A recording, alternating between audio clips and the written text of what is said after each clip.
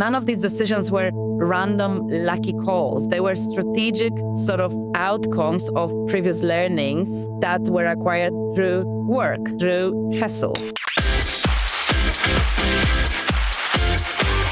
You're listening to the Affiliate Marketing Podcast, powered by Affiverse, ultimate destination for affiliate program news, insights, growth opportunities, partnerships, and affiliate program strategy.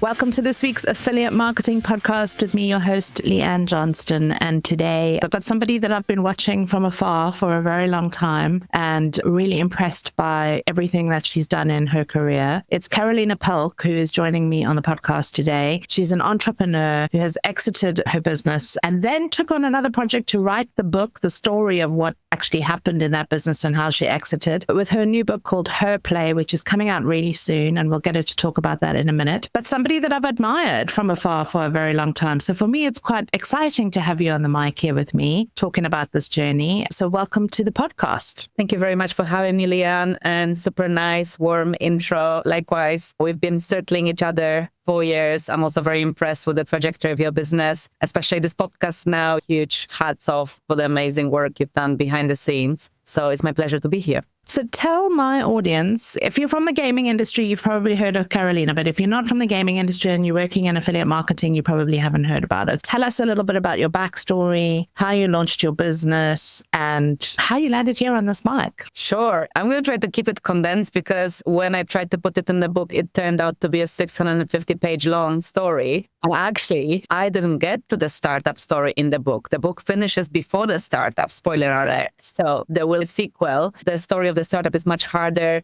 to write because it's bound by so much confidentiality and things that are spicy to talk about, but I need to figure out the right lens to tell those stories. And I need objectivity, which means I need distance, a little bit more time from when the company was operating.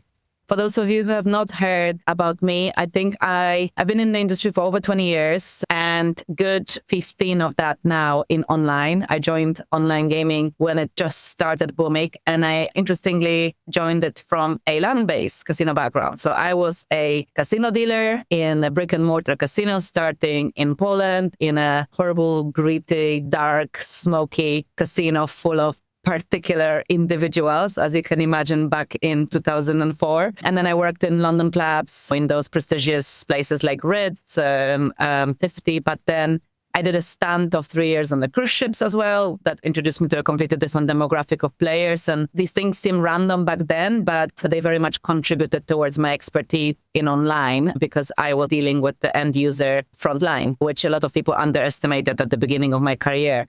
Now, in the industry, I've worked in a number of different roles, number of different brands. I started in marketing. Somewhere midway through my career, I switched to product and then into overall business management. I worked for companies like Bets. I think I'm most known for my almost 3.5 years long stint at Leo Vegas, where I joined the company where it was just coming out of its startup phase. We were around 100 people when I joined, worked directly with the founders in the most exciting phase of that business. To this day, I just loved every single minute of that job. And then, I've seen the company go through IPO and mergers, acquisitions, growth. And at some point, I lived in Malta, obviously, and I moved back to UK. I also worked for B2B side. I was consulting for Scientific Games for a couple of other providers when I had my consultancy firm. And then I decided it was time to take a bet on myself. And I founded BeyondPlay, which was a small software as a service company providing multiplayer, primarily software. But it's hard to say providing because we never actually went live with the software during the operations. What we did go live was industry-leading jackpot solution. So this was our 2 flagship products. So you could call it engagement tools, probably best describes it. And then, we sold the company to FanDuel in February 24. And I did another 2 years as vice president working with product and BeyondPlay integration at FanDuel with the team there. So that's my bio in a nutshell. There's quite a lot there to unpack. But what I love about the story is that you started at the bottom. Like most of us, we had to come into the industry and start at the bottom. And in learning all of the things that you had to learn through that process, you ended up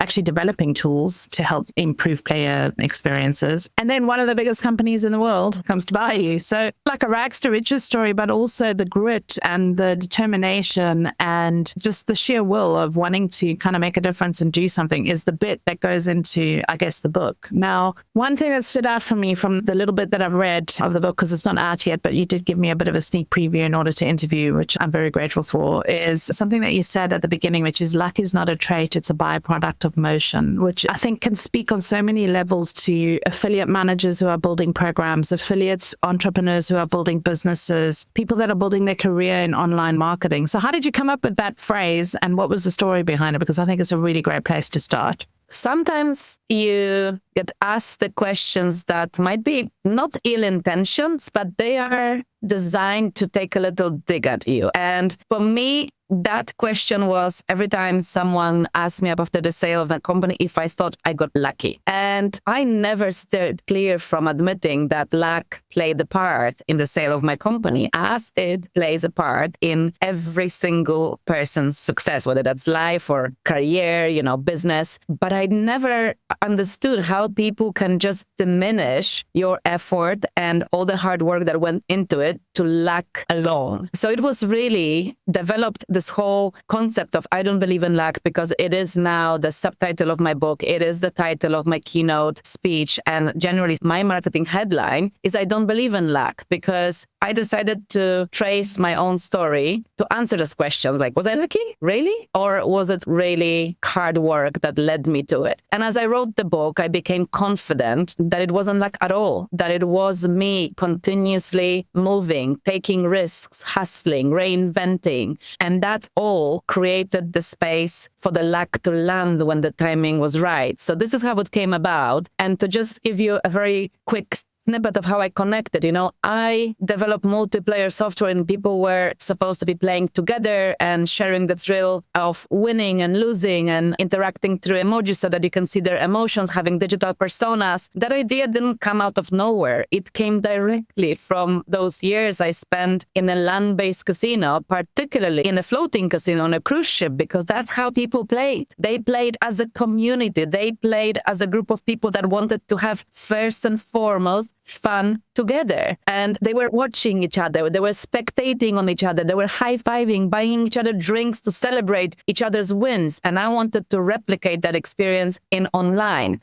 Jackpot solution. Again, I built a jackpot solution specifically so that my company can get advantage, because I knew that it's a product in demand. I knew that one of similar companies has already been bought with a similar product, and that's going to create even greater demand. I knew exactly who are the companies that are going to want to have this product. I took a massive risk because I didn't have the money to add a second product and add a second team with a different tech stack. A lot of people were telling me I'm completely crazy and that will kill my business. And we did it. And it was the number one reason why we got bought so far. But without the experience on working on so many operators in the past, working directly with jackpots, understanding how they work, what they're missing, what were the strengths and weaknesses of the previous software, how do we sell it, because I knew what KPIs the jackpots can really impact. Without that experience, I wouldn't be able to execute on let's have a jackpot the way we did. So it just shows you none of these decisions were random lucky calls. They were strategic sort of outcomes of previous learnings that were acquired through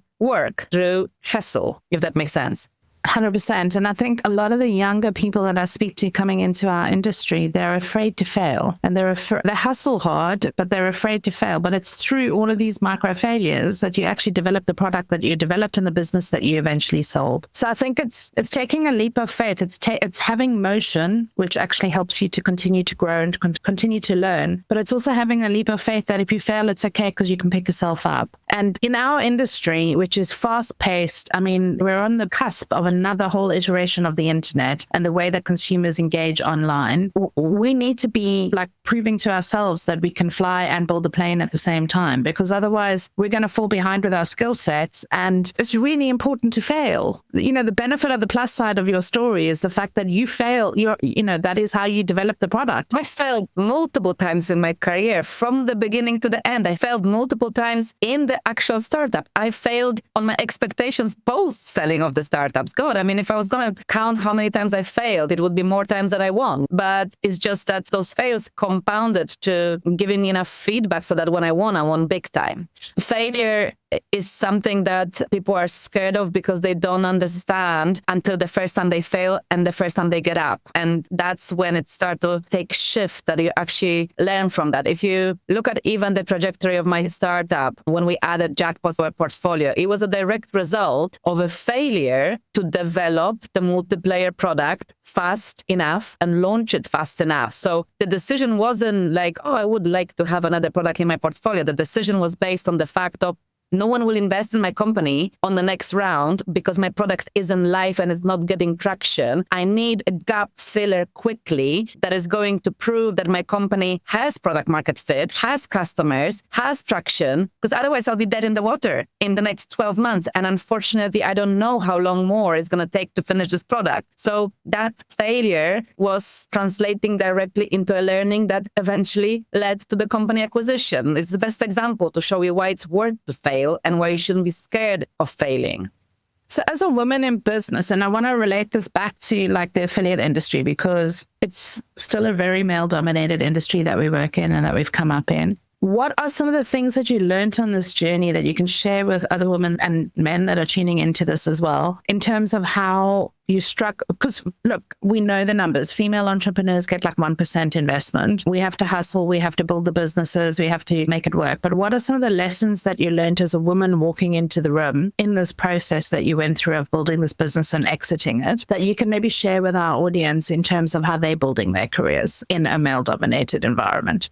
One is more of an observation, one is a lesson. So I think while our industry is heavily male-dominated, it is not discriminative proportionately to that domination, because I cannot say that I've ever not received equal opportunity. On the contrary, my allies and mentors were men. They've always pushed me to develop. They've always pushed me towards growth, and I have given opportunities numerous times, even when my life situation was less than optimal for the role that I was given, when I was quite open with trying to get pregnant and I was being put in a very senior decision-making role at the time. The men were inclusive and it didn't matter to them, the gender, right? So that's an observation that very often just the fact that the industry is very male-dominated could equal in many people's perception to being hostile towards women. I don't think our industry is. It just needs to change its external perception, and we need the ratios to be higher so that more women come and work for us, because it's a closed circle. The lesson is also the fact that I actually think that for entrepreneurs and senior leadership, and it might be a little bit controversial, working in a male-dominated industry as a young woman has given me benefits, because I developed a very strong personality, a very strong leadership style. I'm still trying to fully discover whether that was my natural trait or was it to a certain extent shaped by the environment I was in. But I do believe there was some of it that I just had to be tough. I had to fight for my own, not as a woman in general, it's a competitive industry. And I think that gave me a lot of advantage when I entered into yet even more male-dominated arm of the industry, which is the startup and investment field. There's even less women, but I was already hardened to some extent. So that made it easier. I wasn't intimidated by walking into the rooms full of men. I was intimidated sitting on pitch panels where every single judge was male and every other startup was male. I was barely noticing it. So it was definitely an advantage because I didn't have that shock to my system. So whether that works to the advantage of other women who might not have such a strong personality as me and might be more easier intimidated, I don't know. But for me, it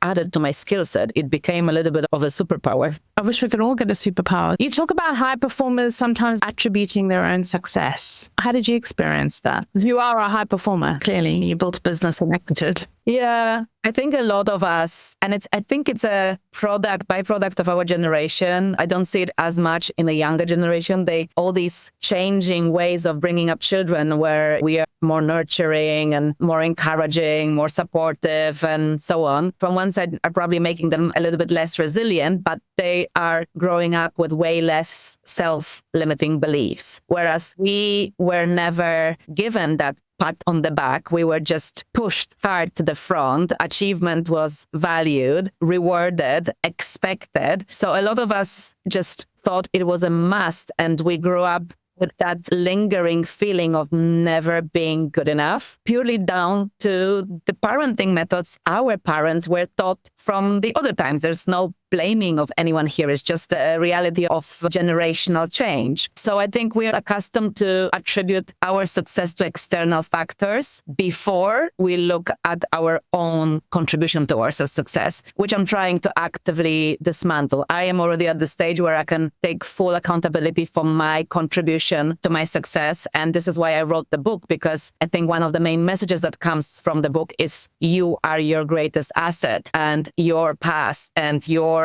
experience is never a liability. It's your unfair advantage.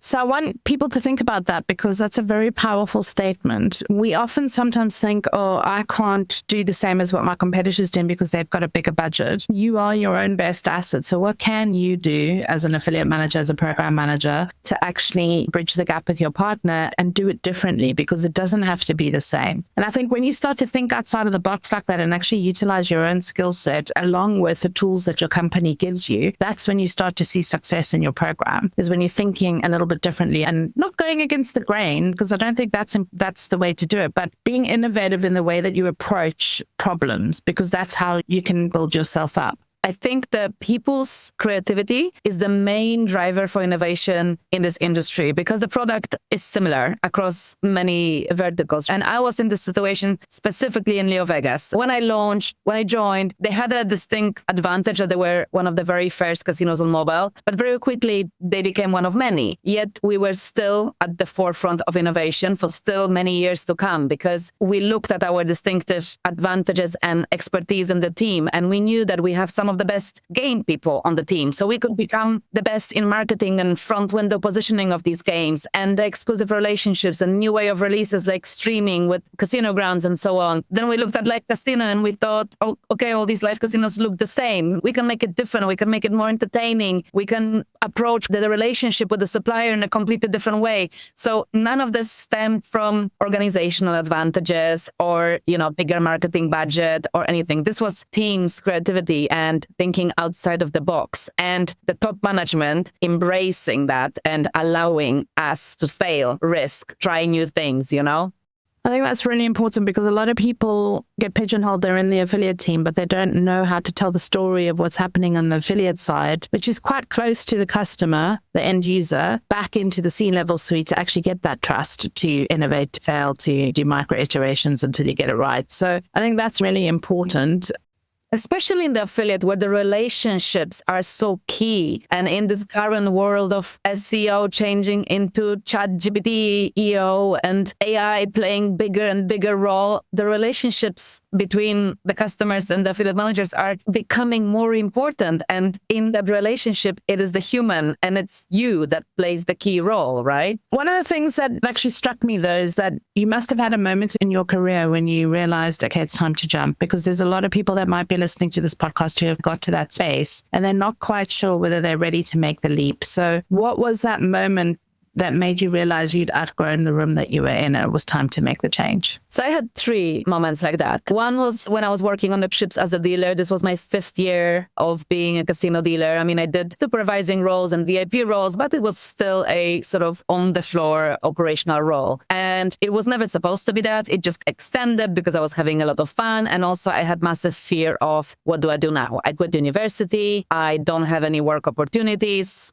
what am I going to do? I'm going to go and wait tables. What's my next step? That was stopping me from taking the leap. And I was applying for all online gaming jobs because online gaming just started to become popular. And I was being declined from all of them. I think I got more than 100 rejections. And at some point, the discomfort of staying where I was and knowing that I've hit the ceiling and there is no room for growth for me anymore has overtaken the fear of leaving without a clear plan. So I left anyway. And I ended up in a different job, which was extremely hard. It was in the oil and gas industry. I was organizing conferences around renewable energy sources and Chernobyl shelters. I had no idea what I was talking about. I could barely understand the language I was writing copy in. And it was extremely exhausting job. But it was what taught me the office manners. It gave me enough office experience that when I was reapplying for the jobs a year later into online gaming, that combined with my skill set from land-based started to make sense to people. And I got my first job in online gaming. So that was the very first time where I jumped before I was ready.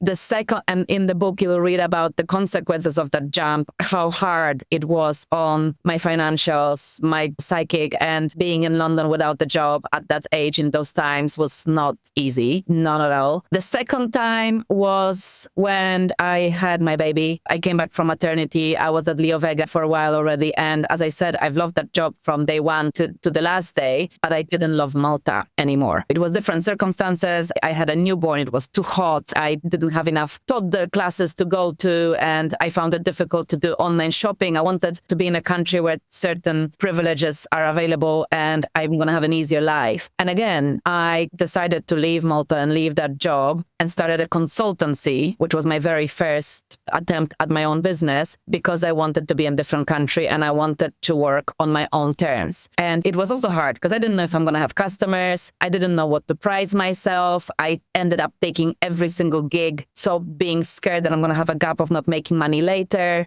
My son was about 1.5 when I threw myself full time into being a consultant as an executive level, which meant traveling to all different countries. But it was what taught me about running my own business. Whether you like it or not, that's helpful knowledge to start to understand your P&L and expense processes and accounting and all the little things from website building to logo. You're learning this at a smaller scale and at a smaller risk than when you go to a fully externally funded startup, which was something I did next. So that was the second leap. And obviously the third leap was founding BeyondPlay. And that also wasn't at the time where most people would take the leap because I was working as a consultant. The idea was brewing inside and I really wanted to do something. I tried one idea. I created the pitch deck. I spent way too much time obsessing over how perfect it's going to be and analyze like Uber, Airbnb. And I just thought I'm going to be the master of decks. And then I sent it out to people and everybody just came back and said,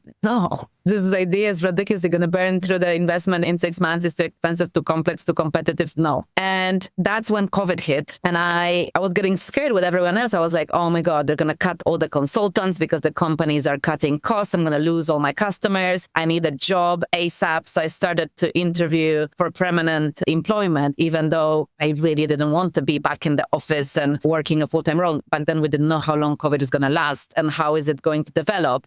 But there was a friend of mine that just told me, before you take that job, before you go back, try another idea. What about this idea you had about community product, which was BeyondPlay? And it struck me then that actually COVID being the risk on so many levels to many people, it's an opportunity to me because my product makes more sense now that people are enjoying entertainment together online, right? I wasn't ready at all back then. As opposed to my previous deck, I didn't have time for the perfect deck. I had to go. So I was nothing but ready when I came out to do my race. I was doing it remotely because there was no travel. I was stuck in a different country in 43 square meter apartment because I flew to Poland for my birthday and didn't manage to come back because of the lockdown. So from the outside, it was the absolute worst time to found the company and abandon your consultancy and abandon the interview process for a job and go like, I'm going to be a startup founder now. My friends were just like, you're crazy. Just focus on wearing your mask and breathe. That was the moment when I founded it, and it was the right time. It was the right time because it did play to my advantage to some extent. People got the idea quicker. So I'm very clear about those defining points in my career. And as you can see, this was jumping from high and potentially landing on your ass hard each time. And I would say I did land on my ass each time, but I got up trying to get, and then on the second time, I didn't hit the ground, I wouldn't say I flew straight away because it's just, you kind of go very, very low before you fly it. So a couple of things come out to me there. The first one is the timing may never be right, but you jump anyway. That's when you know that you've outgrown the room. You don't need to have everything 100% perfect. You just need to have the idea more or less fleshed out because you spend all that time. That's beautiful. I love that. These lessons can be integrated back into programs as well. It's like you don't have to have the perfect commercials. You don't have to have the perfect offer. Just get yourself out there and go meet people and actually get the partnerships going. And from there, you can iterate and move forward. Nothing ever has to be perfect in performance marketing. No, and traction is the most effective fuel. So getting out there with things that are not ready are going to give you so much motivation to move forward and catch up and figure it out in motion that no amount of preparation ever will. Love that. Love that. I have to. Otherwise, people are going to be really cross with me if I don't ask you about your experience on Necker Island. So I know that you went and you got the royal invite from Richard Branson. Tell us a little bit about what that was like and what you actually got out of it and what you learned. Like, what was the one thing you learned by actually trekking all the way out there? Yeah, so Necker Island was transformational for me. I actually got invited twice and I went twice. The first time it was very much like a couple of weeks after I sold the company. It was, obviously it's a paid experience, right? Invite only, but you still have to cover some costs. So I got invited before for some of the work I was doing for empowering women and fighting for sort of gender diversity. And that was my angle because it's an impact retreat. So you do need to have certain angle of how do you contribute towards impact in the world, in your industry or elsewhere. And I went there a couple of weeks ago. It was the first time I could justify the expense. What I learned in there was the importance of widening your circles, because with widening circles, your perspectives widen and you start thinking about things that you weren't thinking about before. So I went there in a full-on identity crisis. What will I do next? I sold my company. Was it too early? What my next step going to be? And that trip there helped me figure out that very quickly. First of all, it was a big realization of the fact that my story is empowering and I should write the book because it was the people on the island that encouraged me to do that. Second of all, I made a decision I wanted to mentor, invest, and advise early stage founders, even if it means putting myself outside of my comfort zone, because I often question whether my external perception does carry enough of an authority to be a startup advisor, because I've only done 3 years in startup, but I also went above that curve. And it was absolutely amazing. There's a lot of super stimulating discussions. The diverse backgrounds of people just bring so much value into that community. And the second time I went because they've invited me to launch the gifting edition of my book. So I thought it was an unmissable opportunity. Richard is in the book. He was the very first encounter I had with the word entrepreneurship and businessman when I was young. And so I really wanted him to be the one to get my book from the printer, the very first copy. And I managed that. And it's the stuff that you only dream about. Write the book, get it done and launch it on the island for him to hold the copy and comment on it and read first few chapters. So it was magical. It was something I will never forget. And as contrary to what people might think, it was more about the full circle moment for me than it was about the picture and PR from the event. Talking about that, because a lot of women have imposter syndrome. They don't believe they're good enough to actually be visible. So how did you handle like that process of actually becoming very visible and telling your story and writing this book, which must have taken a lot of vulnerability because you talk about everything that happened, right, beginning to end. How did you kind of handle that process of becoming more visible? Because I think that's quite good advice to give to other women that are maybe hanging back because they're scared to be in the front. Not everybody's an extrovert. Not everybody wants to be on camera. So how did you manage and play with that? As a matter of fact, I was never an extrovert. I come from a shy background and I write about it in the book a lot about how did I build my confidence and that it's buildable. And I also write about imposter syndrome. So I had the advantage of dismantling imposter syndrome years back. So I stopped believing in imposter syndrome because at the beginning when I first heard the phrase, I took it as an excuse. So every time I didn't feel qualified enough for something, I would just go, oh, that's imposter syndrome. And for me, that meant refocus somewhere else. And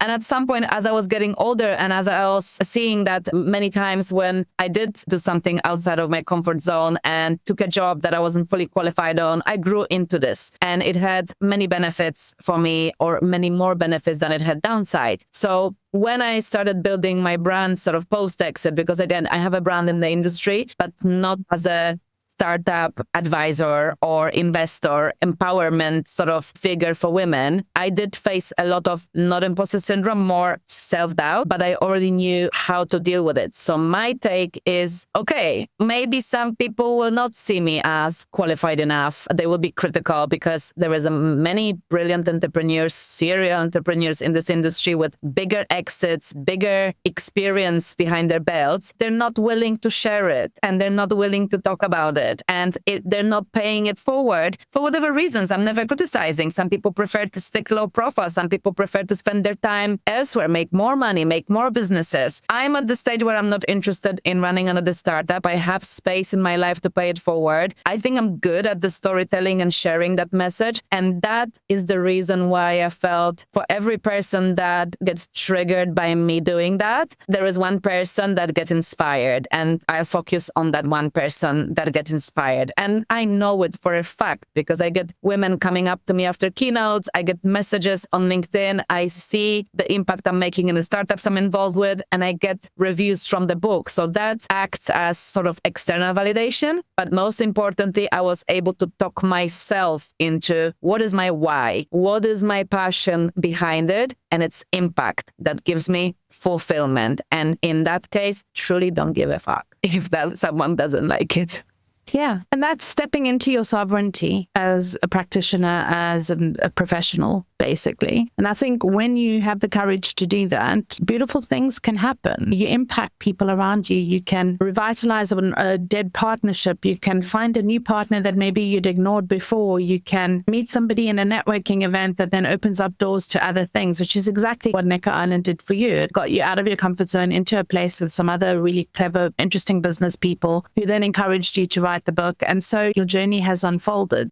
I give people this one reference point. So when you're coming up to the table that doesn't have a seat open, don't walk away, first of all. Don't stand on the side of this table and wait until someone opens up the chair or invites you to it, because most people are too focused on themselves to worry about opening up the opportunity for you. Pull up a chair from somewhere else and squeeze your chair in, because that's how you're going to create opportunities for you. And that goes for networking, business meetings. So it's got an element of hustle and confidence behind it. But I think that sort of visualization of this helps people when they think they don't belong in the room for some reason, whether that's because of self-limiting belief or because of circumstances. There is always a way to pull up a chair and squeeze in. Love it. While you've been talking, and I do this with all of my guests, I'm always writing down like 4 key points that we can close our podcast on. And it doesn't matter where you are in the industry. It doesn't matter what you're doing, whether you are running a program, thinking about starting a business, building your career and looking for that next leap from maybe a leader to a management or C-level suite role. These 4 pieces of advice that Karolina has shared through her story in this podcast is how I summarize it. And you can tell me whether you agree. 1 is allow yourself the space to grow, which means allow yourself the time and the effort of failing multiple times so you can grow. The second one is jumping, even though your idea, your plan, your promo, your whatever it is that you're building isn't perfect, because you will iterate and change it as it flows. 2 is networking is important, not only in your industry, but outside of it, because you're going to get different perspectives. You're going to be talking to different people who see the industry different to you. You might even pick up ideas from these people. So take every networking opportunity that you can get. And number 4 is make sure you pull up your own chair when you're sitting down at the table. Don't wait for somebody else to open the door for you. Do it yourself. Out of all of this almost 40 minutes that we've been speaking together, those are 4 really good pieces of advice that anybody, no matter what industry they're working in, can take away and actually implement in their daily work life. When you jump, when you take the risk, don't look down, because then you're going to think about what happens if I fall, and you'll get scared. Think about what's going to happen if you fly, because that's when you're going to see opportunity versus the threat. Change your mindset. I think that'll be our 5th one then. So Karolina, it has been an absolute pleasure to have you on this podcast to share this journey. I know we haven't been able to, dive into the 600 pages of it, but people can get the book, they can read the story. It's available on Amazon. It comes out 9th of June. It would mean a great deal if you support the launch by ordering your copy. It's also available in Malta, in Agenda. So if you enjoyed this podcast and you want more encouragement like this is full of it. Get the book. All right. It's been a pleasure to have you on this podcast. Thank you for your time today and for sharing your story with us. It has been my pleasure to host you here on the Affiliate Marketing Podcast. And my pleasure to chat to you. Thank you so much for an open conversation. If you need services to launch, fix, or scale your affiliate program, head over to converge.io. That's Konverge.io. Converge's award-winning affiliate marketing agency. Support brands launch, scale, and grow their affiliate program from technical startup to partner recruitment or competitive program audits. We've got you covered. Book a free 15-minute strategy at converge.io. That's Konverge.io.